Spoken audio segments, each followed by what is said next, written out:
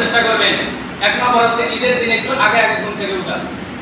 অনেকে মনে মনে বলে ফজর নামাজে তো পড়ি না, ঘুম থেকে আগে আগে কীভাবে, আমার তো উঠতে উঠতে 7টা 8টা বাজে, অনেকে আছে 10টাও বাজে, রাত 12টা 1টা 2টা শুরু ঘুমায়, কী কাজ করে আল্লাহ জানে।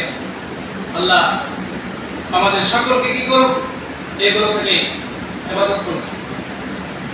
ঈদের দিন কি করা, সকলে মানে একটু প্রতিদিন যেভাবে আমরা কন্টিনিউ উঠি, একটু আগে আগে ঘুম থেকে ওঠা, ভোরে ওঠা, তাহলে ফজর নামাজ পড়ার পরে বাকি আমাদের দ্রুত গতিতে কাজ কামগুলো শেষ করতে পারবো।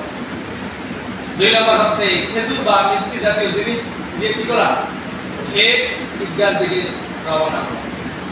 3 নম্বর আছে গোসল করা, মিসওয়াক করা, এরকম সুগন্ধি ব্যবহার করা।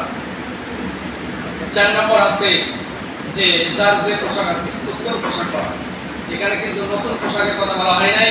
অনেক ব্যক্তি আছে গরিব, আছে কি আছে না, তার পোশাক কেনার টাকা নেই, অনেক ব্যক্তি আছে পোশাক কিনতে পারবে না। অনেকে শ্বশুর আছে, জামাইকে আগে বলেছে জামাই এবার কিন্তু দিতে পারতেছে না, মনে খারাপ করবে না, সামনে টাকা লাগবে, কি বলে না, পরিস্থিতি খারাপ, বেদিকে বলে দিয়েছে এরকম ভাবে, কারণ পরিস্থিতি গোলা।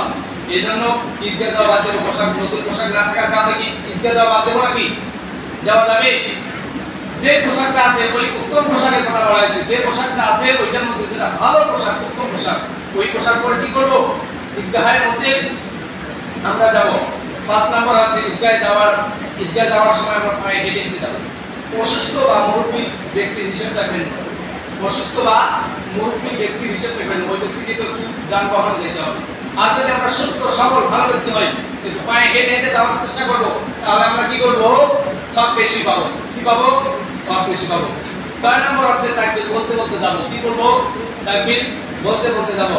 7 নম্বর আছে যেই পথ দিয়ে যাওয়ার সময় যেই পথ দিয়ে যাবো, আসার সময় অন্য পথ দিয়ে আসবো। যদি পথ দুইটা না থাকে, যাওয়ার সময় ডাইন পথ দিয়ে যাবো, আসার সময় বাম পথ দিয়ে আসবো।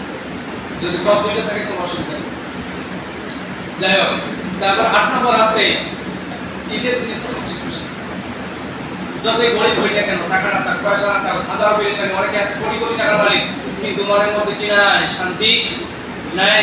অনেকে রিস্কে চলে, খায়, মজদুরি, কিন্তু মনের মধ্যে আনন্দ আছে, একটু শান্তি আছে। অনেকের কোটি কোটি টাকা ঋণ মহাজার, এমনি আমরা দেখতেছি অনেক কোটি টাকার মালিক, 10 তলা বিল্ডিং, কিন্তু তার ঋণ মহাজার ওইরকম 20 লাখ। ওই ব্যক্তির মনের মধ্যে শান্তি নাই। কিন্তু ঈদের দিন কি করা যাবে না, মন গোমরাহি করা যাবে না। ঈদের দিন মনটা একটু আনন্দ রাখতে হবে, মনটা কি করতে হবে, একটু ফুর্তিতে রাখতে হবে, মন হাত রাখা যাবে না, এটা সুন্নাত। এবং 10 নম্বর আছে যে আমরা 9 নম্বর আছে উন্মুক্ত জায়গায় ঈদগাহের মধ্যে গিয়ে কি করা, ঈদের নামাজ পড়া। 10 নম্বর আছে যে একে অন্যকে কি করা, এরকম ভাবে শুভেচ্ছা জানানো। কি করা, শুভেচ্ছা জানানো। যেরকম সাল্লাল্লাহু আলাইহি সাল্লাম কিতাবের মধ্যে আসছে, রাসূল সাল্লাল্লাহু আলাইহি সাল্লাম কি করতেন, যে সব সময় তাকাব্বালাহ লাহু মিন্না ওয়া মিনকুম, সব সময় এটা করতেন ঈদের দিন, যে আপনার আমার নেক আমলগুলো আল্লাহ কি করুন, কবুল করুন। আমরা যে দীর্ঘদিন ধরে নেক আমলগুলো করি নাই, এই নেক আমলগুলো কি করুন, আল্লাহ পাক রব্বুল আলামিন কবুল করুন। আমাদের নেক আমলগুলো কবুল করার দরকার আছে কি আছে না? আমরা করছি, কিন্তু কি এখন যদি আমরা আল্লাহর কাছে না চাই, আল্লাহ কি দেবে? একজন ভিক্ষুক আছে, কিছু চায় না, আপনার কাছে দাঁড়ায় আছে, কি করতেছে, দাঁড়ায় আছে, আপনি কি দেবেন? কথা বলেন না কেন, আপনি কি দেবেন? দেবেন না। বলে আপনার কি দরকার, আপনি তো চাইতেছেন না, আপনি তো বলতেছেন না, আপনি কিভাবে কি দেবো? আর যখন আমরা আল্লাহর দরবারে ইবাদত করছি, আল্লাহর কাছে চাইবো, আল্লাহ আমি অভাবগ্রস্ত, আপনি অভাব আমার দূর করেন, আমি ঋণগ্রস্ত, আমার ঋণটাকে পরিশোধ করার ব্যবস্থা করে দেন। আল্লাহ আমি বড় গরিব, আমার একটু গরিবতা একটু দূর করে দেন। আল্লাহ আমার অনেক ঋণ আছে, ঋণগুলো একটু পরিশোধ করার ব্যবস্থা করে দেন। আল্লাহ করবে কি করবে না? কথা বলেন না কেন, আল্লাহ করবে কি করবে না? কিন্তু আমরা আল্লাহর কাছে চাই না। সমস্যা যেমন মেম্বার চেয়ারম্যানের কাছে একবার দুইবার চাইলে তারা কি হয়, বেজা হয়। আর আল্লাহ বলে আমার কাছে যত চাইবে তত আমি খুশি হইব, যত চাইবে তত খুশি হইব। কিন্তু আমরা কি করি না, আল্লাহর কাছে চাই না, যার কারণে আল্লাহ কি হয়, বেজা হয়। আমরা সংক্ষিপ্ত বলে দিয়ে শেষ করে দেই। 14 নম্বর আরেকবার শুনেন, 14 নম্বর আমি কি বলছি, 1 নম্বর সুন্নাত আছে ঈদের দিন একটু আগে আগে ঘুম থেকে ওঠা। 2 নম্বর খেজুর বা মিষ্টি জাতীয় জিনিস দিয়ে কি করা, মনে করেন যে এরকম মিষ্টি জাতীয় জিনিস খেয়ে ঈদগাহ থেকে রওনা হওয়া। 3 নম্বর আছে গোসল করা, মেসওয়াক করা এবং সুগন্ধি আতর এরকম সুগন্ধি ব্যবহার করা। 4 নম্বর আছে যার যে পোশাক আছে উত্তম পোশাক পরা। তারপরে 5 নম্বর আছে ঈদগাহে যাওয়ার সময় পায়ে হেঁটে যাওয়া এবং 6 নম্বর আছে তাকবীর বলতে বলতে যাওয়া। 7 নম্বর আছে যে পথ দিয়ে যাব আসার সময় অন্য পথ দিয়ে আসবো। 8 নম্বর আছে ঈদের দিনে হাসি খুশি একটু থাকা। 9 নম্বর আছে উন্মুক্ত জায়গা ঈদগাহের মধ্যে গিয়ে ঈদের নামাজ পড়া।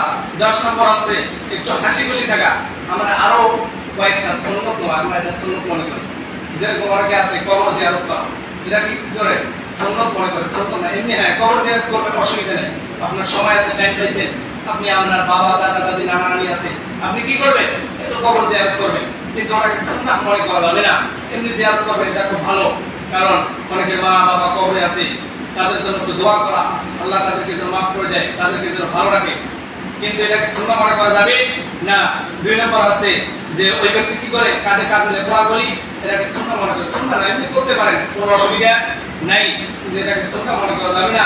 3 নম্বর দেখা যায় নতুন পোশাক, অনেকে আছে নতুন পোশাক ছাড়া ঈদগাহের মধ্যে যাইতে চায় না, ছোট ছোট বাচ্চা আছে, অনেকে আছে, কিন্তু এটা না, উত্তম পোশাক, নতুন পোশাক পরে যে ঈদগাহে যাইতে হবে এমনটা কিন্তু না। আমি শুরুতেই বলছি উত্তম পোশাক পরে ঈদগাহের মধ্যে যাওয়া। যাই হোক, যে কটা কথা বললাম, আমার মতো গুনাহগারকে আগে আমল করে তৌফিক দান করুক, তারপরে আপনাদের মতো নিকারকে পরিপূর্ণভাবে আমল করা তৌফিক দান করুক। ওয়া আখিরু দাওয়ানা আলহামদুলিল্লাহি রাব্বিল আলামিন। যারা সুন্নাত পড়েন